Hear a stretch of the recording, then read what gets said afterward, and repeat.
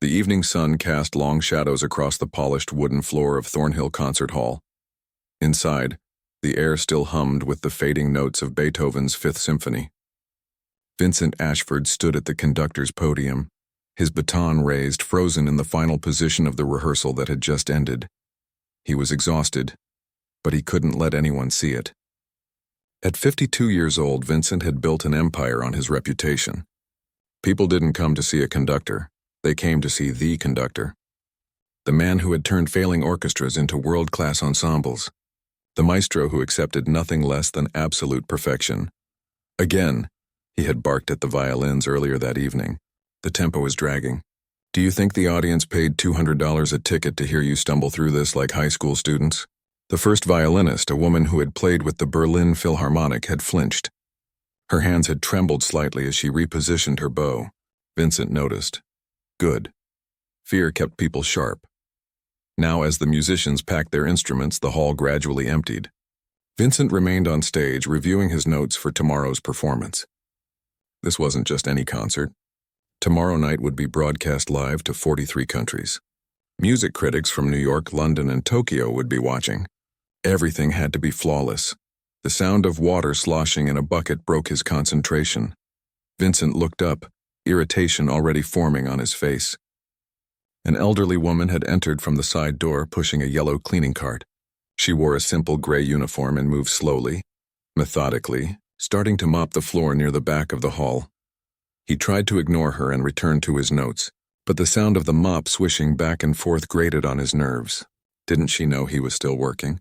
Couldn't she wait another 30 minutes? The woman worked her way closer to the stage, seemingly oblivious to his presence. Her movements were careful, almost reverent, as if she understood the space she was cleaning.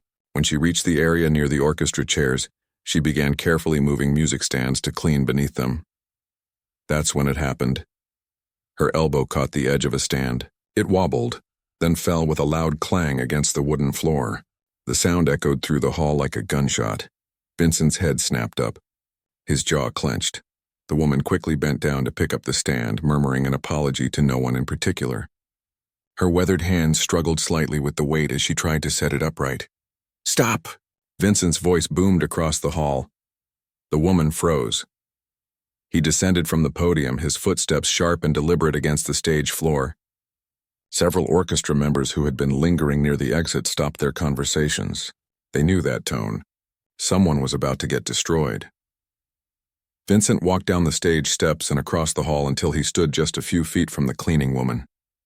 Up close, he could see she was probably in her late 60s, maybe older.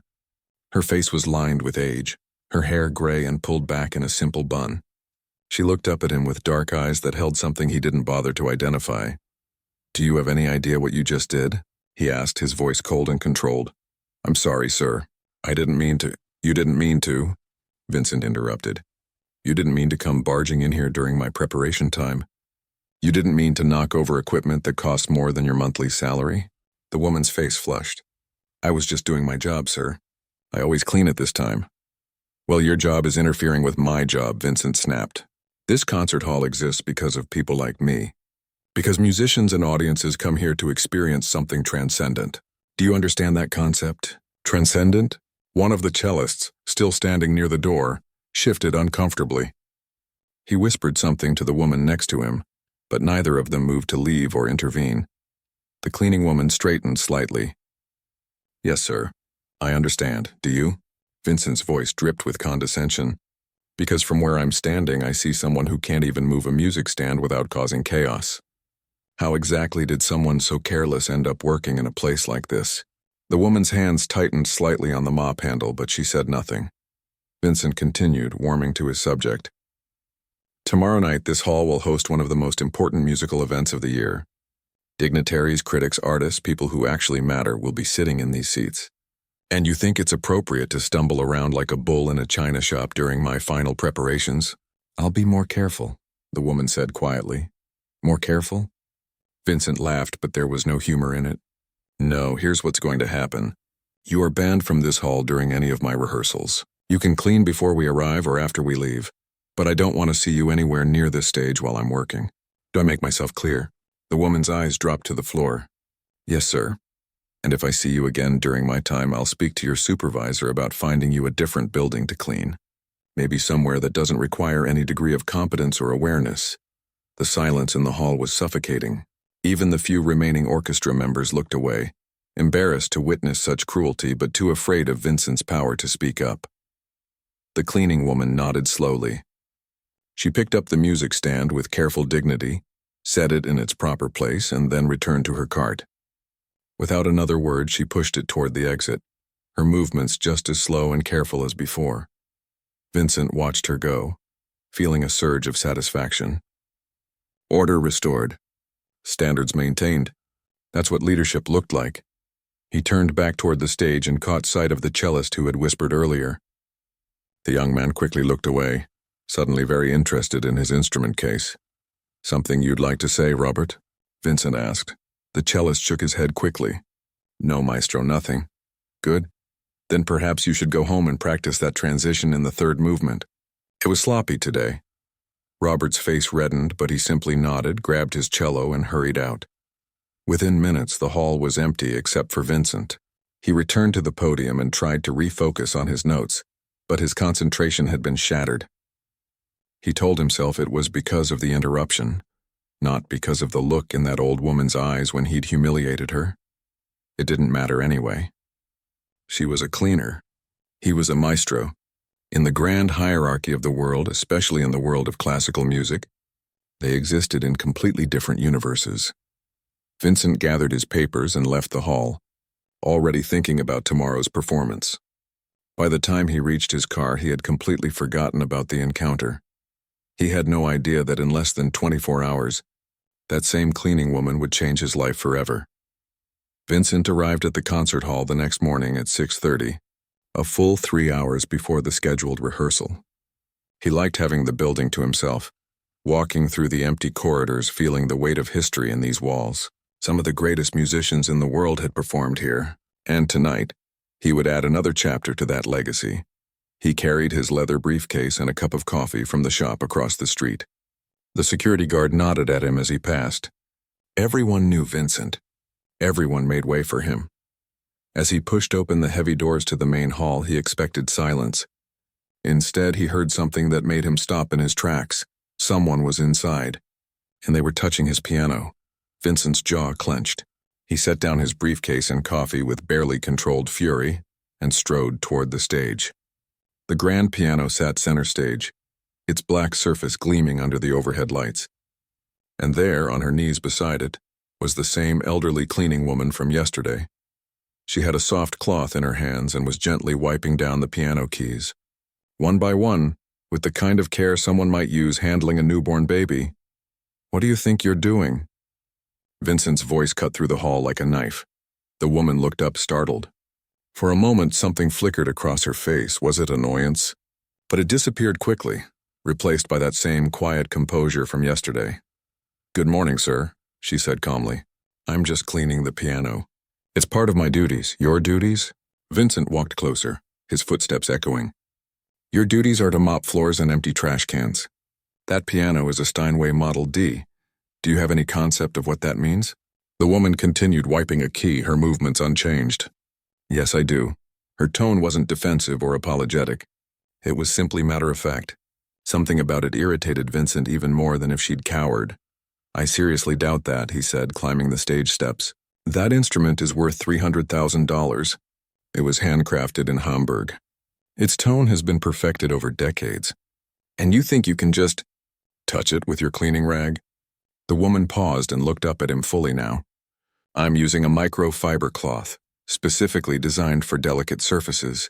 And I'm only cleaning the keys that have accumulated oils from yesterday's practice session. If left on the ivory, those oils can cause discoloration over time."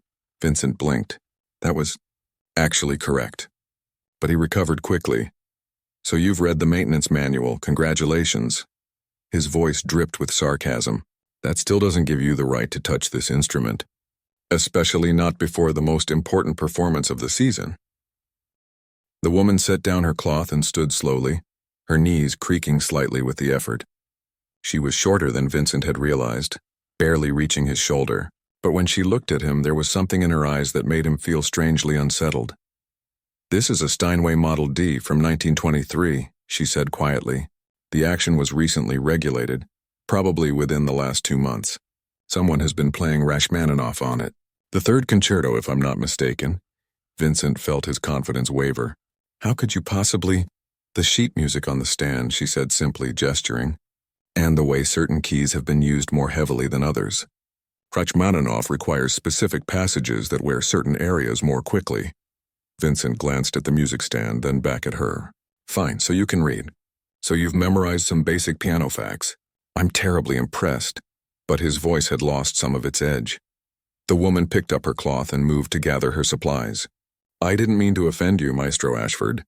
I'll leave you to your preparation." "No, wait." Vincent held up a hand, though he wasn't sure why. Maybe it was the way she'd said his name with neither fear nor reverence, just acknowledgement.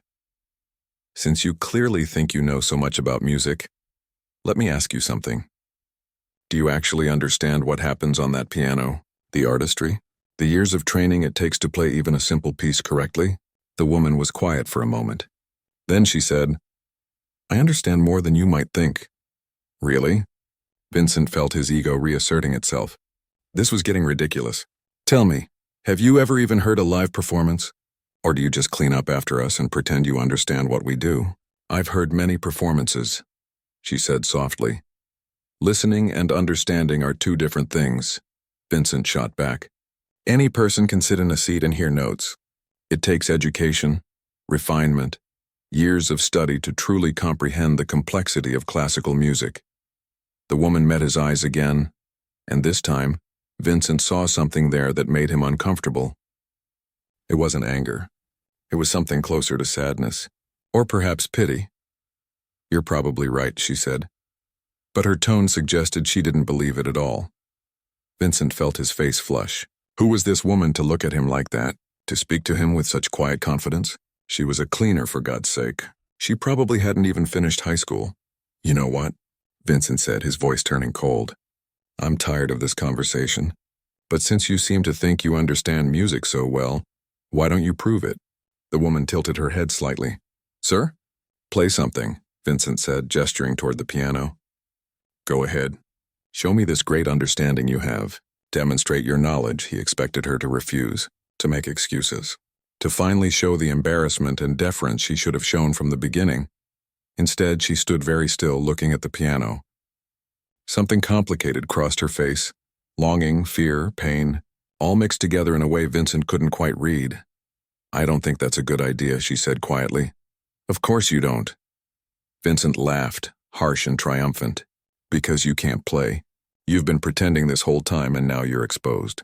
You probably can't even read music." The woman's hands tightened slightly at her sides. "I can read music just fine." "Then play." Vincent's voice was almost a dare now. "Unless you're afraid to embarrass yourself in front of someone who actually knows what they're hearing." Behind them, the sound of footsteps echoed. A few early arriving orchestra members were entering the hall, drawn by the sound of raised voices. They stopped near the entrance, sensing tension but not wanting to interrupt. The woman glanced at them, then back at Vincent. He saw her jaw tighten, saw some kind of decision being made behind those dark eyes. "All right," she said finally. "I'll play something." Vincent smiled, already savoring his victory. "Please, the stage is yours." The woman walked slowly to the piano bench. She carefully removed her cleaning gloves, setting them on the edge of the piano. Her hands, Vincent noticed for the first time, were surprisingly elegant despite their age. Long fingers, gentle movements. She sat down on the bench and adjusted her position. She placed her hands on the keys but didn't press down yet. She closed her eyes and took a deep breath. And Vincent, watching her, felt the first small flicker of doubt. The first note that came from the piano was so soft, Vincent almost didn't hear it. But then the second note followed, and the third, and suddenly the entire hall seemed to transform. The woman's fingers moved across the keys with a fluidity that made Vincent's breath catch in his throat. This wasn't just playing. This was something else entirely. She was performing Chopin's Ballad No. 1 in G minor. Vincent recognized it immediately. It was one of the most technically demanding pieces in the classical repertoire. Even professional concert pianists struggled with it. The tempo changes, the emotional complexity. the sheer physical challenge of the rapid passages. It required years of training and natural talent. And this woman, this elderly cleaner in a gray uniform, was playing it perfectly. No, not just perfectly. She was playing it beautifully. Vincent stood frozen, his earlier smugness evaporating like morning mist. Around him, the orchestra members who had just arrived stopped in their tracks. One of them pulled out their phone, but then lowered it again as if recording would somehow violate something sacred. The woman's eyes remained closed as she played. Her body swayed slightly with the music, moving through the gentle opening phrases with such tenderness that Vincent felt something tight in his chest. The notes seemed to float through the air, each one perfectly placed, perfectly timed. Then came the first dramatic shift. The music grew stronger, more urgent. The woman's hands flew across the keys with breathtaking speed, but there was no sense of strain or effort. It looked effortless, natural, like watching a bird in flight. Vincent had heard this piece performed by some of the greatest pianists in the world. He had conducted orchestras accompanying soloists who had spent their entire lives perfecting their craft. But this was different. There was something in the way she played that went beyond technique. Every phrase carried emotion. Every crescendo felt personal. When the music softened, it felt like a whisper of memory. When it surged, it felt like a cry of longing. The massive hall, which could seat over 2,000 people, seemed to shrink around the sound of the piano. Vincent found himself moving closer, drawn by something he couldn't name. Behind him, he heard someone gasp. One of the violinists had tears streaming down her face. The woman's hands danced through the challenging middle section, navigating the complex runs and jumps with absolute precision. There was no hesitation, no fumbling, no searching for the next chord. She knew this music the way other people knew their own names. Vincent's mind was racing. Who was this woman? How was this possible? Professional pianists practiced hours every day to maintain this level of skill. The muscle memory alone required constant reinforcement. Yet here she was, someone he had assumed couldn't even read music, playing like she had just walked off a concert stage. The music built toward the famous climax. The woman's entire body engaged with the performance now. Her shoulders rose and fell with the emotional peaks. Her face, still visible in profile, showed something that looked almost like pain mixed with joy. And then came the moment that broke Vincent completely. In the final section of the piece, there's a passage that requires both hands to move in contrary motion while maintaining perfect independence. It's the part where most pianists, even good ones, show strain. But the woman played it with such grace that it seemed to defy physics. More than that, she added something Vincent had never heard before. A slight rubato, a stretching of time that shouldn't have worked but somehow made the phrase even more heartbreaking. It was the kind of interpretive choice only a true artist would make. Only someone who didn't just know the notes but understood the soul of the music. The final notes rang out through the hall, hanging in the air like the last light of sunset. The woman's hands lingered on the keys for a moment, then slowly lifted. She sat very still, her eyes still closed, her breathing deep. The silence that followed was absolute. Vincent couldn't move, couldn't speak, couldn't think. His mind was blank except for one repeating thought. What have I done? Then the applause started. It came from the orchestra members near the door, spreading quickly. Within seconds, they were all clapping, some cheering. The violinist who had been crying was applauding so hard her hands must have hurt. The woman opened her eyes slowly, as if waking from a dream. She looked down at her hands on the keys, and Vincent saw her expression crumble for just a moment before she composed herself. She stood up from the bench carefully, the way someone might leave a place they loved knowing they wouldn't return. Vincent finally found his voice, though it came out as barely more than a whisper. "Who are you?" The woman picked up her cleaning gloves from the edge of the piano. She looked at him, and in her eyes Vincent saw a lifetime of things he couldn't begin to understand. "I'm exactly who you see, Maestro," she said quietly. "I'm the woman who cleans this hall." "That's not possible," Vincent said, his voice stronger now but shaking slightly. "You can't. No one plays like that without—" "Who taught you? Where did you study?" The woman put her gloves back on, each finger sliding into place with deliberate slowness. It was a long time ago, but how— Vincent stepped closer. "That was extraordinary. That was— I've conducted some of the greatest pianists in the world, and what you just did. He couldn't finish the sentence. One of the cellists, an older man named George who had been with the orchestra for 30 years, walked forward. His face was pale. "Maria?" he said, his voice uncertain. "Maria Santos? Is that you?" The woman looked at him and a small, sad smile crossed her face. "Hello, George. It's been a long time." George's hand went to his mouth. "Oh my God. We all thought you were in Buenos Aires. Or maybe in Europe. Someone said you'd retired to—" "I'm here," the woman said simply. "I've been here for 2 years." Vincent looked between them, confusion and growing horror mixing in his stomach. "You know her?" George nodded slowly, not taking his eyes off the woman. "Everyone in classical music knows her. Or knew her, I should say." He turned to Vincent. "This is Maria Santos. She was principal pianist for the Buenos Aires Philharmonic for 20 years. Before that, she performed in every major concert hall in the world. Carnegie Hall, Royal Albert Hall, La Scala. They called her La Mariposa."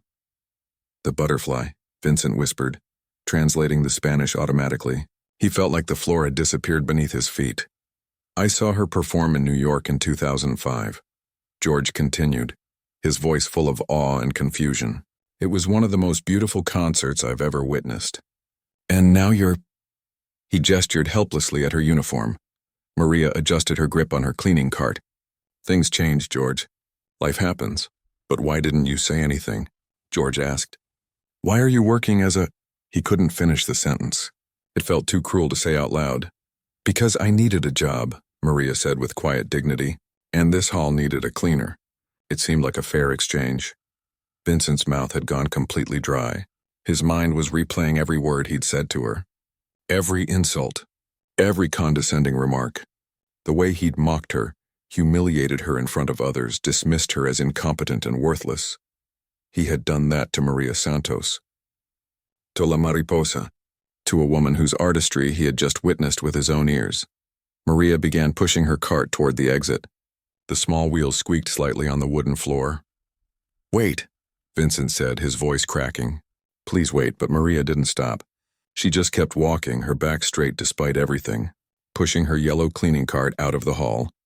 And Vincent stood there surrounded by his orchestra members, feeling smaller than he had ever felt in his entire life. Vincent stood on the stage long after Maria had left, staring at the empty doorway. The orchestra members had dispersed, whispering among themselves. He could hear fragments of their conversations drifting back to him. "I can't believe that was Maria Santos. Why didn't anyone know she was here? Did you see the maestro's face?" That last comment stung worse than the others. Vincent knew what they had seen. They had watched him humiliate a legend. They had witnessed him mock someone whose talent made his own accomplishments look ordinary. "Maestro?" A voice broke through his thoughts. It was Elena, his assistant, holding a tablet and looking concerned. "We need to finalize the program notes for tonight. The printers are waiting." Vincent looked at her blankly. Tonight, the concert, the broadcast to 43 countries. It all seemed meaningless now. "Give me an hour," he said quietly. Elena's eyebrows rose. Vincent never asked for delays. He was always prepared, always in control. "Is everything all right?" "No," Vincent said honestly. "Nothing is all right." He left the stage and walked through the corridors of the concert hall, his footsteps echoing in the empty spaces. He had to find her. Had to somehow make this right, though he had no idea how. The building was a maze of hallways and storage rooms. Vincent had performed here hundreds of times, but had never bothered to learn where the staff areas were located. Why would he? Those places weren't for people like him. He finally found a security guard and asked where the cleaning staff took their breaks. "Basement level," the guard said, pointing toward a stairwell Vincent had never noticed before. "Down 2 flights, turn left. There's a break room at the end of the hall." The basement was nothing like the elegant public spaces above. The walls were bare concrete, the lighting fluorescent and harsh. Vincent passed storage closets, mechanical rooms, and offices with worn furniture visible through open doors. He found the break room. It was small, with a round table, a few plastic chairs, a microwave, and a coffee maker that looked older than Vincent himself.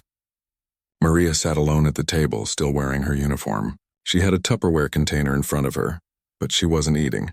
She was just staring at her hands. Vincent knocked softly on the door frame, even though the door was open. Maria looked up. When she saw him, something flickered across her face. Not quite surprise, maybe resignation. "May I come in?" Vincent asked. His voice sounded strange to his own ears. Uncertain. Humble. He couldn't remember the last time he had asked permission for anything. Maria gestured to the empty chair across from her. "It's a free country." Vincent entered and sat down. Up close, in the harsh fluorescent light, he could see the lines on Maria's face more clearly. The gray in her hair, the worn patches on her uniform sleeves. But he could also see her hands resting on the table. Those remarkable hands. For a long moment, neither of them spoke. "I need to understand," Vincent finally said. "How did you go from performing at Carnegie Hall to cleaning at Thornhill?" Maria was quiet, and Vincent worried she wouldn't answer. Then she sighed, a deep, tired sound. "My husband got sick," she said simply. 15 years ago. Early onset Alzheimer's, he was only 53. Vincent felt something twist in his chest. "Ricardo was a violinist," Maria continued, her voice soft with memory. "Not famous like some, but talented. Kind. We met at a festival in Salzburg when we were both in our 20s. He proposed to me on a bridge in Prague." A small smile touched her lips. "He said he couldn't offer me much, but he could promise me a life full of music." She paused, her fingers tracing invisible patterns on the table. When he got diagnosed, everything changed. He couldn't work anymore. Couldn't remember where he was sometimes. Couldn't remember. Well, eventually he couldn't remember much at all, but somehow, even at the end, he remembered music. I would play for him, and he would close his eyes and smile. Vincent found it difficult to swallow. "The medical bills were enormous," Maria said. "Insurance covered some, but not enough. Not nearly enough. I had to choose between my career and taking care of him. That wasn't really a choice at all." "You gave up everything," Vincent said quietly. "I gave up concerts and recordings and travel," Maria corrected. "I didn't give up everything. I had Ricardo. I had our memories. I had our little apartment where I could still play our old upright piano. That was enough." "How long ago did he pass?" 2 years and 3 months. Maria's voice caught slightly. "By the end, we had nothing left. No savings. No retirement. Everything had gone to keeping him comfortable, keeping him safe.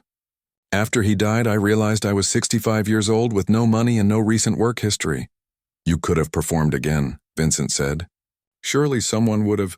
Maria shook her head. "The classical music world moves fast. 15 years is a lifetime. There are younger pianists now, fresh talents. And I had been away too long. No recent recordings, no connections anymore. Most people assumed I had died or retired to some villa in Europe." She smiled without humor. The reality was much less romantic. "So you took this job." "I applied to 20 places," Maria said matter-of-factly. "This was the only one that called me back. They needed someone immediately, and I needed a paycheck immediately. It seemed like fate in a way. I get to be around music again, even if I'm not making it." Vincent put his head in his hands. "Maria, I am so deeply sorry. The things I said to you, the way I treated you. There's no excuse. You didn't know who I was. That shouldn't matter." Vincent's voice rose, frustrated with himself. "You deserved respect regardless of who you were. I treated you as less than human because you were a cleaner. Because I thought your job made you worthless." Maria studied him for a moment. "You want to know what the sad part is? You're not even the worst. I've been called names, been told I'm invisible, had people speak about me like I'm not standing right there. It happens to cleaning staff everywhere, every day. Most people don't even see us." The words hit Vincent like physical blows. He thought about all the times he had walked past maintenance workers, custodians, service staff without a glance. All the times he had considered himself above such people because of his talent, his education, his success. "I was a monster to you," he said. "You were cruel," Maria agreed. "But at least you're honest about it now. That's more than most people would manage." Vincent looked up at her. "Let me make this right, please. Play tonight. Be the featured soloist. Take back the spotlight that should have always been yours." Maria's expression softened, but she shook her head. "That life is over for me, Vincent. I made my peace with it. But your talent, my talent is still mine." Maria interrupted gently. "I don't need a stage to have it. I don't need applause to know it exists. This morning when I played, that was for me. Maybe for Ricardo's memory. But it wasn't an audition or a comeback. Then what can I do? Vincent asked, and he was surprised to hear the desperation in his own voice. How can I possibly make up for the way I've treated you? Maria looked at him for a long moment. Then she said something that would change Vincent's life. You can't make it up to me, she said, but you could become someone who doesn't need to. Vincent sat back in his chair, those words sinking in slowly. Help me, he said finally. Teach me how to be better, not as a conductor, as a person. Maria picked up her Tupperware, finally taking a bite of her lunch. That's a tall order, Maestro. I know, Vincent said, but I'm asking anyway. Maria chewed slowly, thinking. Then she smiled just a little. All right, but first you have a concert to prepare for. And I have floors to clean. She stood up, gathering her things. Vincent stood too. Maria, he said as she reached the door. Thank you for playing this morning. It was the most beautiful thing I've heard in years. Maria paused, looking back at him. Music has a way of revealing truth, both in the notes and in the people who hear them. Then she was gone, leaving Vincent alone in the small break room, finally beginning to understand just how much he had to learn. The concert that night was everything it was supposed to be. The orchestra played flawlessly. The audience gave 3 standing ovations. Critics from around the world praised the performance as technically brilliant. But Vincent felt hollow through all of it. He went through the motions, conducting with precision, hitting every cue. But his mind kept drifting to that small break room in the basement, to Maria's hands on the table, to the life she had sacrificed and the grace with which she had accepted loss. After the final bow, after the audience had filed out and the other musicians had packed up their instruments, Vincent stood alone on the stage once more. He looked out at the empty seats and realized something that should have been obvious years ago. All of this meant nothing if he remained the person he had been yesterday. The next morning, Vincent arrived at the concert hall before dawn. He found Maria in the upper balcony, dusting the ornate railings that most people never even noticed. You're here early, she said, not looking surprised to see him. I was hoping we could talk, Vincent said. You said you'd help me become better. I'd like to start if you're willing. Maria set down her dust cloth. What did you have in mind? I don't know, Vincent admitted. I've spent 30 years believing I knew everything. Now I realize I don't know the first thing about being a decent human being. Maria studied him for a moment, then nodded toward the seats. Sit with me for a minute. They sat in the velvet chairs, looking down at the stage below. In the early morning light filtering through the high windows, the hall looked different. Softer somehow, more human. Tell me about the orchestra members, Maria said. The people you conduct. What do you know about them? Vincent opened his mouth to answer, then closed it. I know their skill levels, their strengths and weaknesses as musicians. That's not what I asked. Do you know anything about them as people? Vincent was quiet. The truth was he didn't. He knew Robert played cello and sometimes struggled with difficult passages. But did Robert have a family? Did he have dreams beyond the orchestra? Vincent had no idea. That's where you start, Maria said gently. You can't respect people you don't see as human, and you can't see them as human if you don't know them. Over the following weeks, something remarkable happened. Vincent began showing up early to rehearsals, not to prepare, but to talk. He asked the violinist about her daughter's soccer games. He learned that the timpani player was taking night classes to finish his degree. He discovered that the principal oboist had been caring for his aging mother and was exhausted. At first, the orchestra members were suspicious. They waited for the other shoe to drop, for Vincent to use their personal information against them somehow. But slowly they began to realize the change was real. Vincent stopped screaming during rehearsals. When someone made a mistake, instead of humiliating them, he would ask, "What do you need from me to make this easier?" The question felt strange coming from his mouth at first, but it got easier with practice. He learned the names of the stage crew, the box office staff, the security guards. He started saying good morning to the custodial staff when he passed them in the halls. And several times a week, he would find Maria during her breaks and they would talk. She told him about growing up in a small town in Argentina, where her mother cleaned houses and her father worked in a factory, about the old piano in the church where she first learned to play, about the teacher who recognized her gift and taught her for free because her family couldn't afford lessons. My parents sacrificed everything for my music education, Maria said one afternoon as they sat in the empty hall. My mother worked double shifts. My father took on extra jobs. They never complained, Never made me feel guilty. They just wanted me to have opportunities they never had. They must have been so proud of you, Vincent said. They were. But you know what made them proudest? Not the concerts or the awards. It was when I came home and played for them in their tiny living room. When I used my music to bring joy to other people, not just to build my own career. Vincent thought about that a lot. About the difference between making music to prove something and making music to give something. He started changing how he conducted. Instead of demanding perfection through fear, he began inspiring it through collaboration. He asked the musicians for their input. He acknowledged when they played something beautifully. He created an environment where people felt safe to take risks and make mistakes. The orchestra noticed. They played better than they ever had, not because they were afraid of Vincent, but because they wanted to. Because they felt valued and respected. One evening, about 2 months after that fateful morning, Vincent found Maria cleaning the piano again. But this time he didn't feel anger. He felt gratitude. "Would you play something?" he asked. "Not for anyone else. Just for me." Maria smiled, that small, sad smile he had come to recognize. "I don't perform anymore, Vincent. I told you that. I'm not asking for a performance. I'm asking for a gift?" Something in his tone made her pause. She looked at him, really looked at him, and saw something different than the arrogant maestro who had mocked her 2 months ago. She removed her gloves and sat at the piano. This time she played something simple, a Schubert impromptu, gentle and flowing. It was less technically demanding than the Chopin, but somehow even more moving. Vincent sat on the edge of the stage and listened. He didn't analyze the technique or critique the interpretation. He just let the music wash over him, let it remind him why he had fallen in love with it in the first place. When she finished, they sat in comfortable silence for a moment. "You've changed," Maria said finally. "I'm trying," Vincent replied. "I have a long way to go." "Maybe, but you're heading in the right direction." Vincent stood up and walked to where she sat. "I need to do something at tomorrow night's concert. Something public. And I need your permission first." Maria looked at him curiously.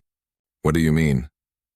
"I want to tell people about you, about who you are and what you've done, about your sacrifice and your grace. I want the world to know that Maria Santos is here." Maria's face went pale. "Vincent, no. I'm not asking you to perform," he said quickly. "I'm not asking you to come back to that life. I just want people to know the truth. That greatness doesn't always wear a tuxedo. That dignity doesn't depend on a title or a paycheck. That I was taught the most important lesson of my life by someone I had dismissed as unworthy of my time." Tears welled in Maria's eyes. "Why?" "Because you deserve to be honored, and because I need people to know how wrong I was, how blind I've been." Maria wiped her eyes with the back of her hand. "If you do this, my life will get complicated. People will ask questions. They'll want explanations. I know, and if you say no, I'll respect that, but I'm asking anyway." Maria stood up from the piano bench. She walked to the window and looked out at the city beyond.